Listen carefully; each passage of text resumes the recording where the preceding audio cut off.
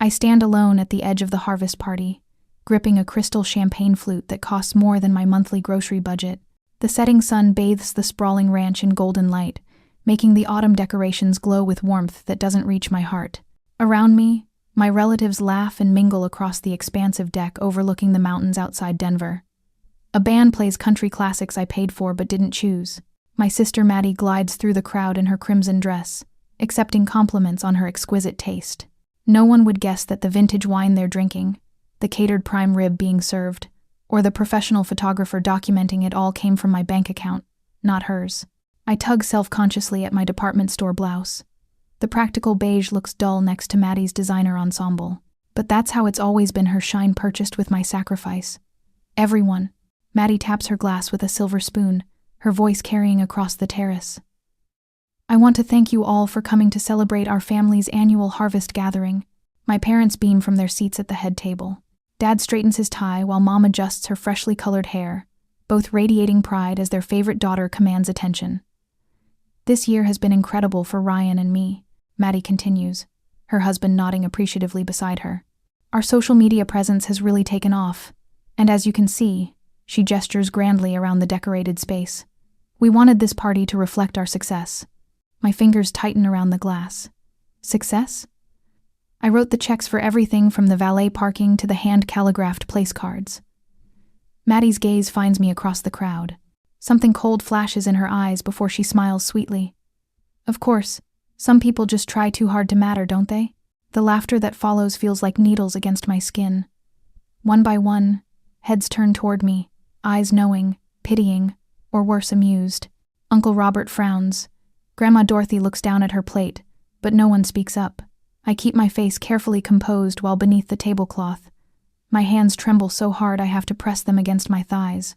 The silence stretches until my father clears his throat and raises his glass, redirecting attention to Maddie and Ryan's continued success.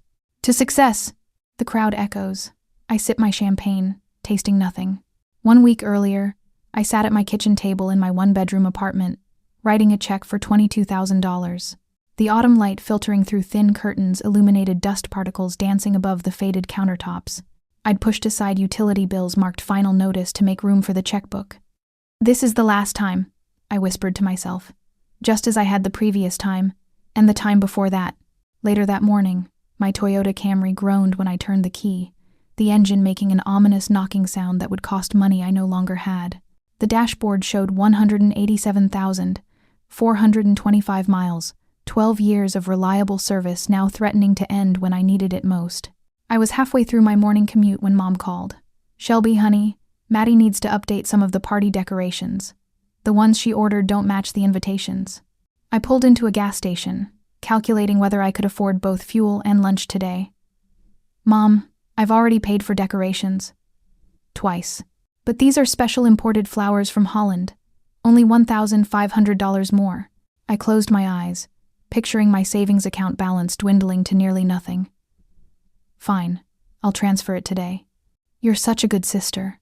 Maddie's so excited about this party. You know how important image is in her industry. What about my industry? CPAs weren't expected to fund family extravagances. Now, as Maddie's toast ends and conversations resume around me, I reach for my phone. With steady fingers, I open my banking app and navigate to scheduled payments. The final installment of $9,000 for the catering and venue sits there, pending for tomorrow morning. I press cancel payment without hesitation. A confirmation message appears. Are you sure you want to cancel this payment? Yes. Across the terrace, Maddie's phone buzzes. I watch her expression shift from confusion to disbelief as she reads the cancellation notice. Her eyes snap up, locking with mine. I rise from my chair, straightening to my full height. For the first time in years, I feel light, unburdened. I'm done paying for this party, I announce, my voice carrying over the sudden hush. Figure it out yourselves. I've never seen my mother's face turn that particular shade of crimson before. Her fingers clutch her pearl necklace, as if it might anchor her against the shockwave I've just unleashed across the terrace. Shelby Ann Carson. Her voice cuts through the stunned silence. How could you embarrass us like this? The band has stopped playing. Every eye at the harvest party watches the drama unfold, the invisible sister suddenly visible in the worst possible way. Dad rises from his chair, napkin still tucked into his collar. What in God's name are you thinking? Call the bank right now and fix this. Across the terrace, Maddie's face contorts from disbelief to calculated devastation. The transformation is remarkable, theatrical even. Years of watching her perfect these performances have made me immune to their effect.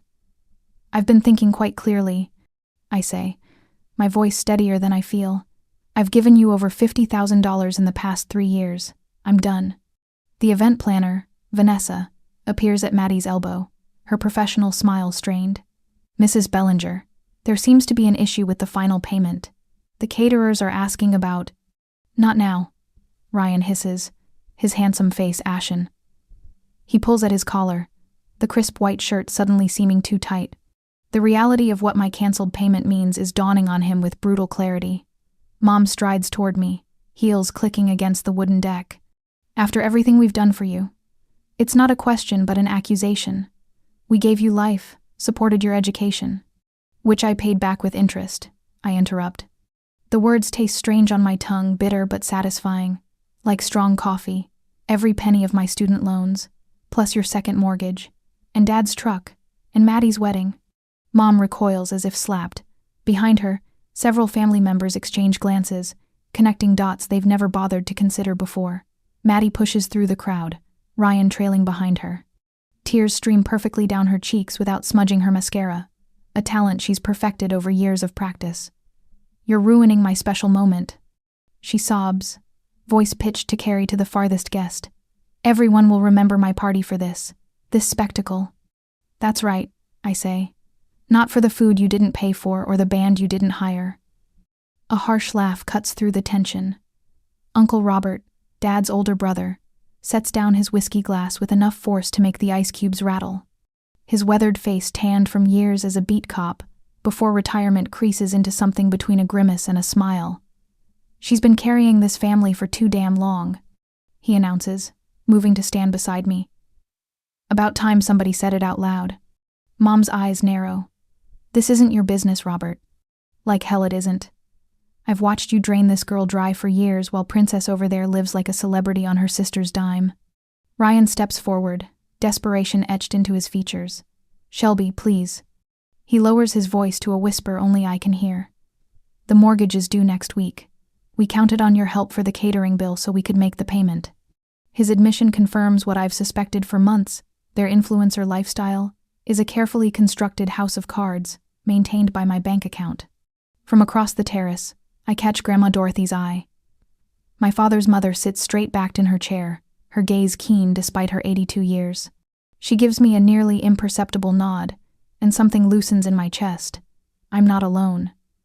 You can't just walk away from family obligations, Dad says, his voice dropping to the stern tone he used when I was 10 and questioning his authority. Family obligations? I repeat. Like the obligation to protect your children equally? To teach them self-sufficiency? To not play favorites so obviously it makes everyone uncomfortable? A murmur ripples through the assembled relatives. Aunt Elaine whispers something to her husband. Cousin Patrick studies his shoes with sudden interest. The family is dividing before my eyes those who've always seen the truth, and those who've benefited from ignoring it. Vanessa clears her throat. I hate to interrupt, but the venue manager is asking about the remaining balance. Maddie whirls toward her. Can't you handle this later? We're having a family crisis. I'm afraid the staff needs to know if they should continue service or begin shutdown procedures. Ryan pulls out his wallet, a flicker of panic crossing his face as he rifles through credit cards. I'll take care of it, he says. Though we both know his cards are likely maxed out. I reach for my purse, feeling lighter with each passing moment. I should go. Don't you dare walk out, Mom hisses. Uncle Robert lays a hand on my shoulder. I'll drive you home, kid. You've done enough. More than enough, I agree, surprised by the steadiness in my voice. As I gather my belongings, Grandma Dorothy rises from her seat and crosses to me. Her small, veined hand reaches for mine, giving it a squeeze that contains decades of unspoken understanding. It's about time, she whispers, her eyes bright with something that might be pride. I walk away from the party with Uncle Robert beside me, hearing Maddie's wail rise behind us, followed by my mother's urgent attempts to salvage the situation. The voices fade as we reach the parking lot, replaced by the evening breeze rustling through the autumn leaves. For the first time in years, I'm not responsible for fixing someone else's problems. The realization settles over me like a warm blanket as we drive away from the ranch, leaving chaos in our wake. My phone vibrates with incoming calls and texts, but I switch it to silent without looking. Whatever storm is brewing behind us, I won't be the one to calm it. Not anymore. My phone buzzes for the 12th time today. I stare at Mom's name flashing on the screen before sending it to voicemail, where it joins the growing collection of desperate pleas and veiled threats. Shelby, please call us back. Your father can't sleep knowing what you did to your sister. How could you humiliate us like that in front of everyone? We raised you better. The message joins 37 others I've received since walking out of the harvest party 4 days ago. I've started cataloging them in a spreadsheet. Date, time, caller, and manipulation technique. The patterns emerge with mathematical precision. Mom employs guilt. Dad uses stern disappointment. And Maddie alternates between tearful victim and righteous fury. My coffee grows cold as another text arrives. Maddie this time. I had to put off paying our housekeeper because of what you did. These are real people with families, Shelby. I thought you cared about working people. I guess I was wrong about you. I screenshot it and add it to the growing folder labeled Evidence on my laptop. My finger hovers over the block button, but something stops me. The accountant in me needs a complete record. On my television, Maddie's Instagram stories play in real time. I've created a separate account to monitor her public response to our confrontation. Some family members just don't understand the pressures of maintaining a certain image, she says, dramatically wiping away a tear in her spotless kitchen. The diamond bracelet I bought her for Christmas catches the light, but I'm staying positive and focusing on gratitude. The comments flood in with supportive hearts and angry face emojis directed at the unnamed villain me. Block, I finally mutter, shutting down Instagram. The momentary silence feels like coming up for air after nearly drowning. The knock at my door 2 weeks after the party is unexpected. I peer through the peephole to find Aunt Elaine, my mother's younger sister, holding a casserole dish. I come bearing actual food, not drama, she says when I open the door. Aunt Elaine has always existed on the periphery of family gatherings, divorced, childless, and contentedly self-sufficient. Mom calls her the family disappointment. In the Carson family hierarchy, refusing to need others is apparently a cardinal sin. I figured you could use a friendly face, she says, bustling into my kitchen and setting down her dish. And someone who knows exactly what you're dealing with. I raise an eyebrow as I pull 2 mugs from the cabinet. What do you mean? Your mother pulled the same financial leech routine on me for years. Aunt Elaine accepts the coffee I offer. Until I cut them off when they tried to get me to mortgage my house for their timeshare investment. They what? Oh, honey. Her face softens with recognition. You really don't know, do you? For the next hour, Aunt Elaine unravels a financial history I never knew existed. She opens her tote bag and extracts a manila folder containing property records, bank statements, and investment reports. They sold the Adams Street duplex 5 years ago for $280,000, she says, sliding a settlement statement across my kitchen table. Thomas swore they were putting that money into conservative investments for retirement. I stare at the document, my professional training kicking in as I identify the signatures. I had no idea they sold it. They told me they were still collecting rent from it. Meanwhile, Aunt Elaine continues, they've been sinking money into Ryan's brother's restaurant venture and that ridiculous timeshare in Breckenridge. Not to mention financing Maddie's lifestyle upgrades. My hands tremble as I flip through the papers. How did you get these? Dorothy, your grandmother keeps better records than the IRS. Aunt Elaine sips her coffee. She's been worried about you for years, watching them drain you dry while hiding their assets. Something cracks open inside me, a hot, righteous anger that burns away the last vestiges of doubt. All those times they needed help with property taxes and insurance. Manufactured emergencies, Aunt Elaine confirms. Their specialty. Back at my computer that evening, I create a new spreadsheet. Column by column, I document every dollar I've given my family over the past 3 years. Mortgage assistance for my parents, $12,400. Medical insurance, gap payments, $8,900. Maddie's temporary car payments that never ended, $14,200. The special events, birthdays, and celebrations where I quietly covered the bill. $21,600. The total makes me physically ill. $57,100. Almost 2 years of my after-tax salary. I dig deeper into my credit card statements, finding recurring charges I'd forgotten authorizing. The streaming services for my parents' house. The monthly wine club delivery to Maddie and Ryan's address. The yearly vacation insurance policy that somehow became my responsibility. When I finally step away from the computer, it's past midnight. My eyes burn from staring at screens, but my mind feels strangely clear. The numbers don't lie. They never have. It's why I became an accountant in the first place. There's comfort in the absolutes of mathematics when human relationships prove so deceptive. The next morning, I call in sick for the first time in 3 years. Instead of going to work, I make 2 appointments that will change everything. The financial advisor's office smells like expensive leather and confidence. Miss Whitman listens without judgment as I outline my situation, her experienced eyes scanning the documentation I've brought. First, she says when I finish, "We need to lock down your accounts immediately. New passwords, new security questions, removal of all authorized users." She creates a strategic protection plan that feels like building a fortress around what remains of my finances. By the time we finish, I've changed banks, established new credit monitoring, and created a recovery timeline that will take 18 months of disciplined saving. Family financial entanglements are among the most difficult to resolve, Miss Whitman tells me as I gather my papers. But I've never seen someone as organized and determined as you.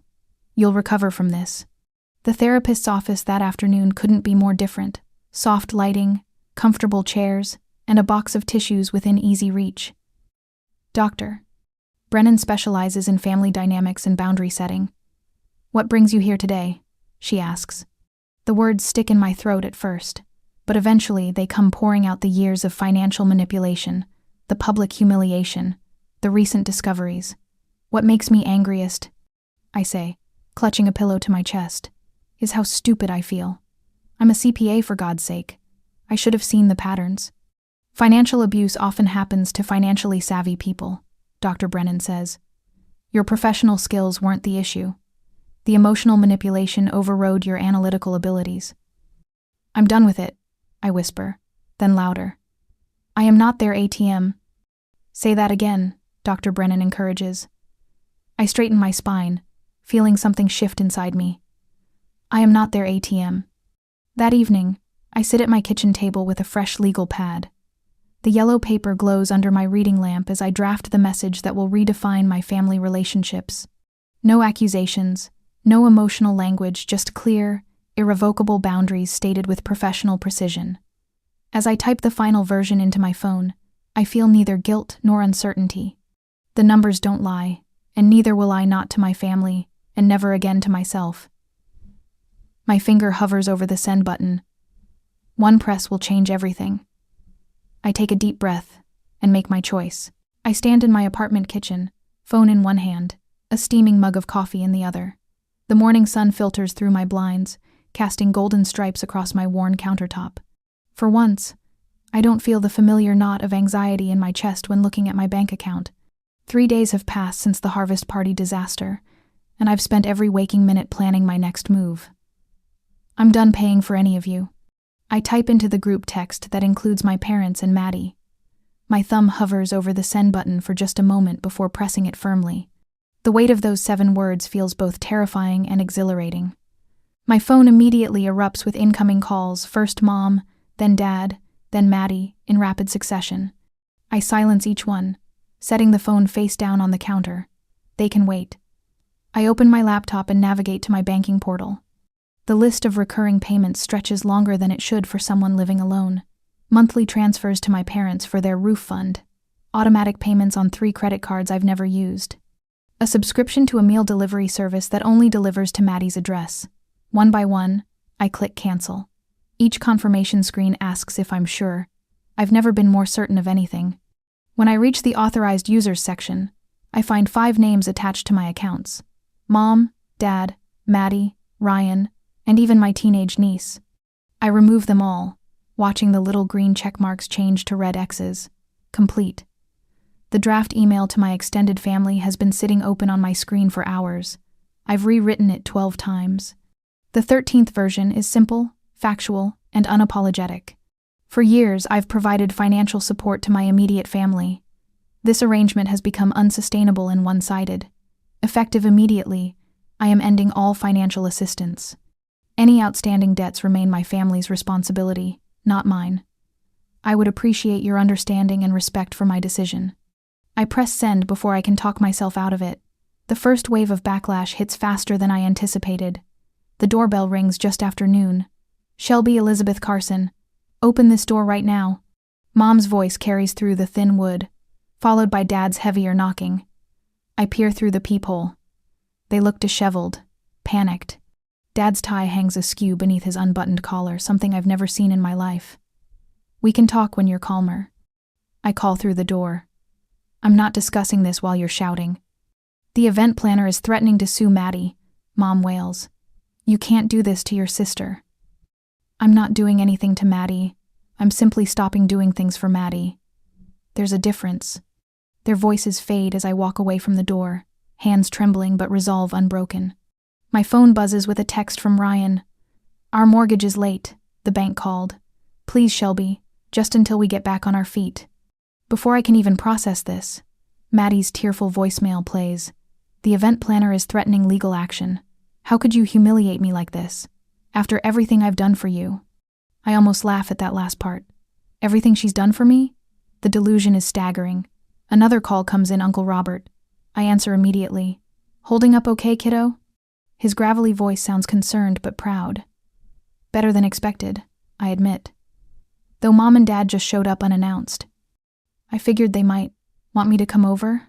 I can be there in 20. For the first time in days, I feel my shoulders relax. I'd appreciate that. Later that evening, Grandma Dorothy calls to invite me for Sunday dinner. Just us, she clarifies. No Thomas and Ellen, no Madeline. The following day, Aunt Elaine drops by with a leather-bound notebook. For documenting everything, she explains, settling at my kitchen table. Dates, amounts, promises made. We'll build a complete history so no one can gaslight you about what happened. By Friday, my work colleagues comment on the change in my demeanor. You seem lighter somehow, my cubicle neighbor observes over lunch. Meanwhile, the consequences of financial reality begin rippling through my family. Facebook Marketplace listings appear under Ryan's account. The designer watch I paid for last Christmas.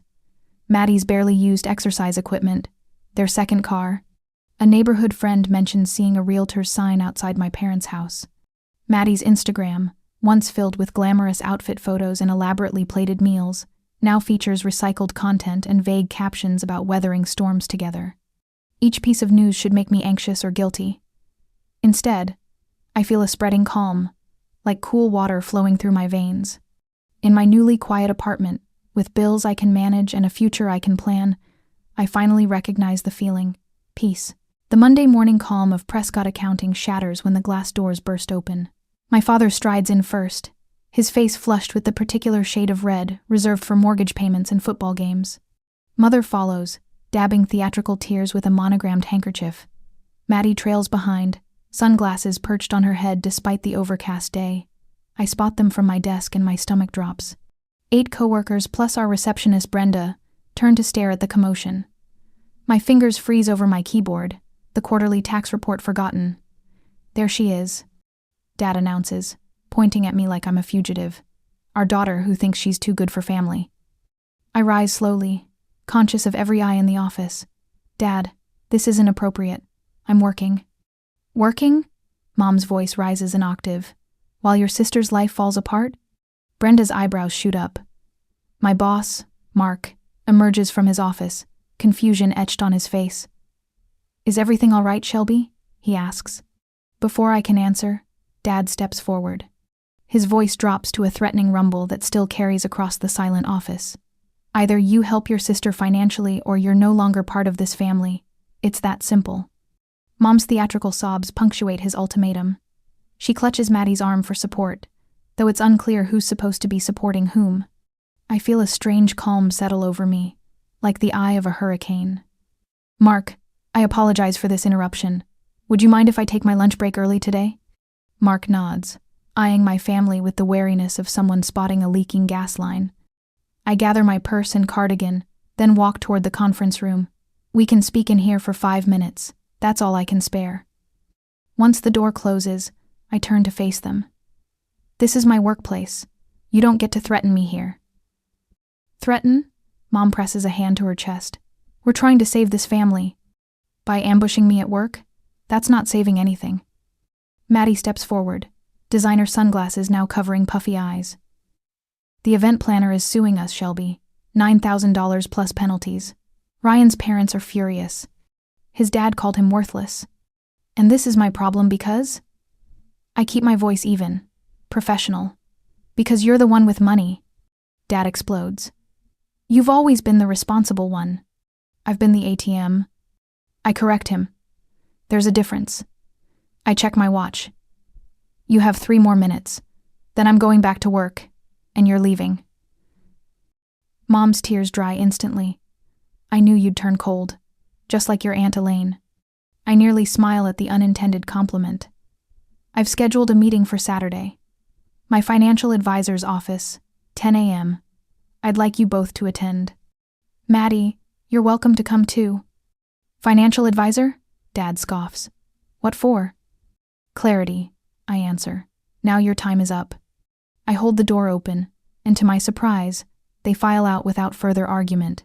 As they pass through the main office, every coworker suddenly becomes fascinated with their computer screens. Mark catches my eye and gives me a subtle nod of respect. Saturday morning, I arrive at Westbrook Financial, 30 minutes early. Jennifer, my advisor, reviews our presentation one last time. The leather portfolio in my hands contains 3 years of financial records, meticulously categorized and totaled. My parents arrive exactly on time, curiosity overriding their anger. Maddie hasn't come. The conference room feels too large for just the 4 of us. Thank you for coming. Jennifer begins after introductions. Shelby asked me to help present a financial overview that she believes will clarify some family misunderstandings. Dad shifts uncomfortably. We know how money works. Then this should be straightforward, Jennifer replies smoothly. She displays the first slide on the wall screen. Over the past 3 years, Shelby has provided $84,579 in financial assistance to family members. Mom's mouth opens slightly. This breaks down to $52,614 for Madeline Carson's expenses, $22,950 for Thomas and Ellen Carson's home repairs and medical costs, and $9,015 for extended family events. The room grows painfully quiet. Meanwhile, Jennifer continues, Shelby has deferred her own retirement savings, home purchase, and vehicle replacement. Another slide appears. This pattern of financial support has created what we call a parasitic dependency cycle. How dare you call us parasites? Mom straightens indignantly. It's a financial term, not a personal attack. Jennifer clarifies. It describes a relationship where one party's financial health deteriorates while supporting another's lifestyle beyond sustainable means. I open the portfolio and remove a document. I also discovered that the duplex you sold in 2021 for $280,000 wasn't used for medical expenses as you told me. I slide the bank statements across the table. The money went into speculative investments, which you lost, while I paid for Dad's knee surgery out of my savings.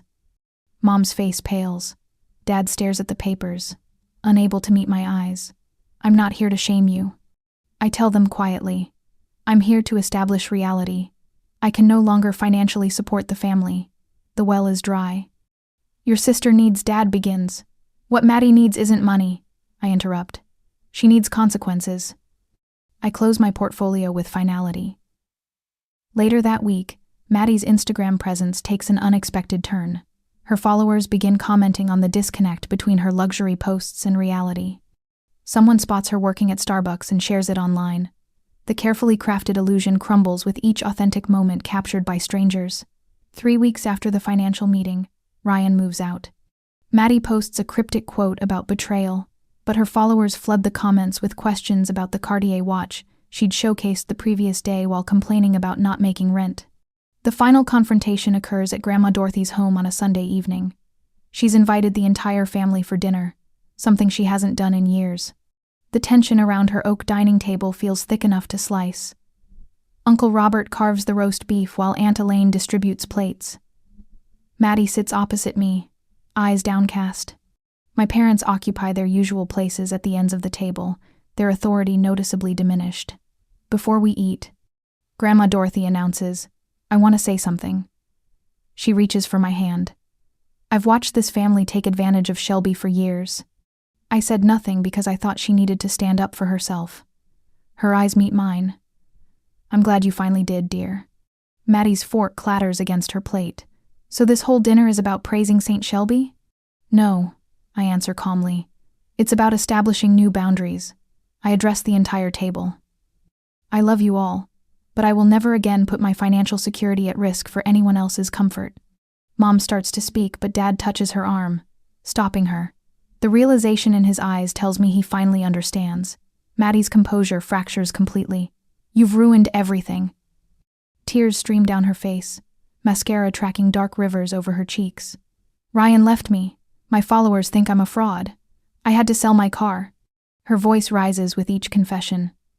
"I'm working at Starbucks, Shelby. Starbucks." I pass her a napkin. "Welcome to reality, where most of us have been living all along." She dabs at her face, smearing makeup further. "I don't know how to live like this." "You'll learn," Grandma Dorothy says firmly. "We all do." The table falls silent as we contemplate the new family order. Uncle Robert raises his water glass. "To boundaries and new beginnings." We all drink to that, even Maddie, her hand trembling slightly as she lifts her glass. I stand at my apartment window, watching spring sunlight filter through curtains I chose because I loved them, not because they were the cheapest option. 6 months since the harvest party confrontation, and my world has realigned into something I barely recognize. My studio isn't large, just a living space with a small kitchen alcove and separate bedroom, but it's mine, free from the weight of others' expectations. The walls, once bare, now display framed photos from my weekend trip to Seattle last month, the first vacation I've taken in years that wasn't spent visiting family or funding someone else's adventures. The notification ping from my phone draws my attention to the banking app. My savings account balance $8,217 glows on the screen. A modest sum to some, but to me, it represents freedom. Each deposit over these months has felt like reclaiming a piece of myself. Water's boiling. Calls Uncle Robert from the kitchen, his retired cop's voice still carrying the authority that stood firm beside me that fateful night. "Coming."